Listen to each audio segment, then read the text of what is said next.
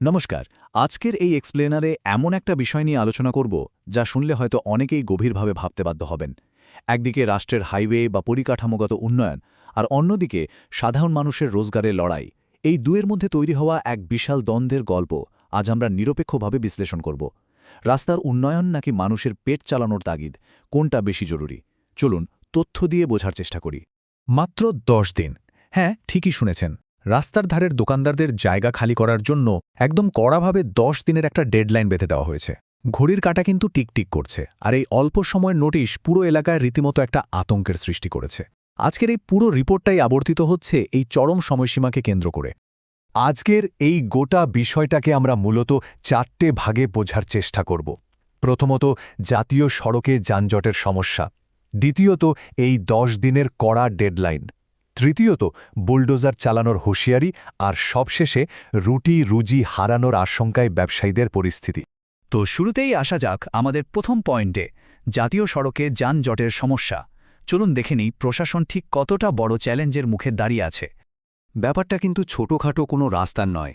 আমরা কথা বলছি ১২ নম্বর জাতীয় সড়ক নিয়ে। একেবারে ইটাহারের বৈদরা চেকপোস্ট থেকে শুরু করে দুর্গাপুর রাজবাড়ি পর্যন্ত টানা ৩০ কিলোমিটার দীর্ঘ একটা রাস্তা। প্রশাসন এখন ঠিক এই সুবিশাল জায়গাটার দিকেই তাদের পুরো নজরটা ঘোরাচ্ছে। আর এই ৩০ কিলোমিটার জুড়ে ঠিক কি আছে? সত্যি বলতে শুধু যে ছোটখাটো অস্থায়ী দোকান আছে তা কিন্তু নয়। রীতিমতো কংক্রিটের কাঠামো, আস্ত বাড়ি, এমনকি রাস্তার ধারের বিল্ডিংগুলো থেকে ঝোলানো বিশাল বিশাল সব প্রাইভেট বিজ্ঞাপনের ব্যানার দিয়ে সরকারি জায়গা দখল হয়ে আছে। কর্তৃপক্ষের বক্তব্য একদম পরিষ্কার।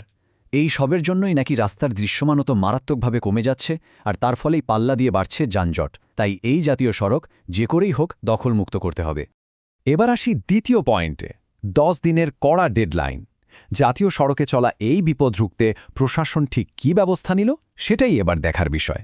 হঠাৎ করে একদিন সকালে উঠেই কিন্তু এই সিদ্ধান্তটা নেওয়া হয়নি।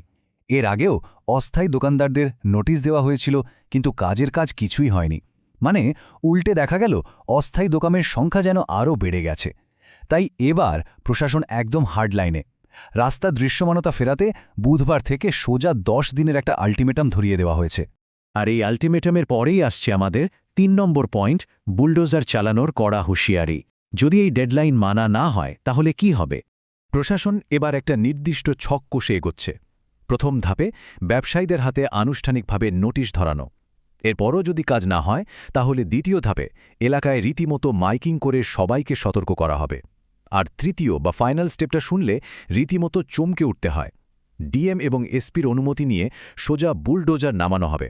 মানে জায়গা খালি করতে এবার যে বলপ্রয়োগ করা হবেই, সেটার একটা স্পষ্ট রূপরেখা তৈরি হয়ে আছে।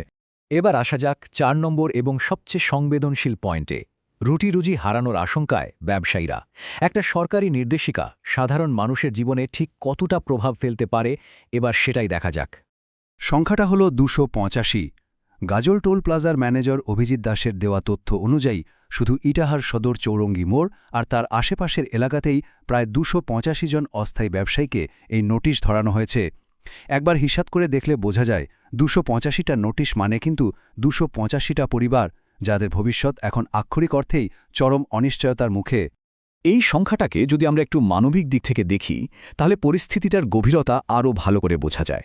যেমন ধরুন ফল বিক্রেতা সুলতান আলীর কথা। উনি বলছেন, খুব চিন্তায় আছি, দোকান তুলে দিলে কিভাবে সংসার চালাবো। ব্যাপারটা আসলে এখানে। সুলতান আলীদের মতো অসংখ্য মানুষের ব্যবসা করার জন্য নির্দিষ্ট কোনো বাজার নেই। বাধ্য হয়েই রাস্তার ধারে বসে দিন গুজরান করতে হয়। এদের কাছে এটা তো শুধু ব্যবসা নয়, পরিবারকে বাঁচিয়ে রাখার একমাত্র উপায়। একই অবস্থা চৌরঙ্গি মোড়ের চা বিক্রেতা রমণী বর্মনের। তার গলাতেও চরম হতাশা। উনি বলছেন, দোকান তুলে দিলে কোথায় বসবো জানি না। তৃণমূল স্তরের এই মানুষগুলোর চোখের সামনে যেন অন্ধকার নেমে আসছে। ঘড়ির কাঁটা এগোচ্ছে, সময়সীমাও ফুরিয়ে আসছে। একদিকে প্রশাসনকে যেমন হাইওয়ের নিরাপত্তা দেখতে হবে, তেমনি অন্যদিকে এই মানুষগুলোর ভবিষ্যৎ কী হবে সেটা একটা বিরাট চিন্তার বিষয়। আর ঠিক এখানেই আজকের বিশ্লেষণের সবচেয়ে বড় প্রশ্নটা উঠে আসে। একদিকে অপরিহার্য পরিকাঠামোগত উন্নয়ন, আরেকদিকে প্রান্তিক মানুষদের রুটিরুজির লড়াই।